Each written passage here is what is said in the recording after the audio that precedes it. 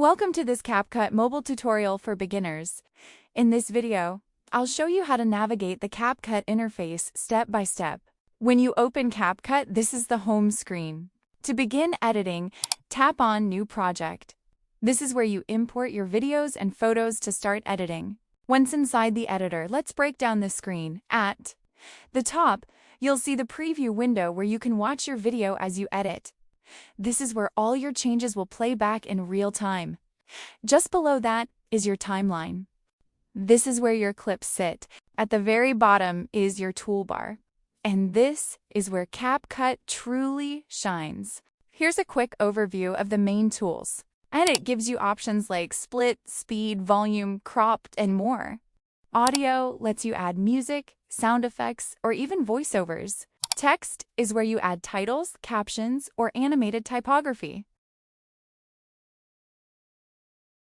Stickers lets you drop in fun elements like emojis or motion graphics.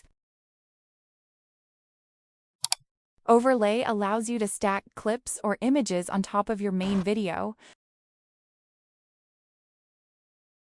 Effects is where you find visual styles like glitch, blur, or cinematic looks. Filters give you quick color grading presets to change the mood of your video.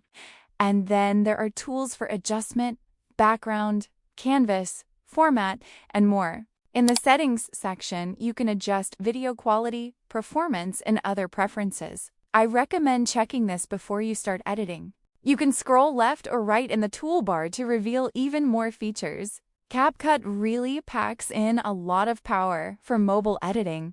Now that you understand the CapCut interface, you're ready to start editing. In the next video, I'll show you how to import clips and understand the timeline. If you found this video helpful, don't forget to like, share, and subscribe for more quick CapCut tutorials.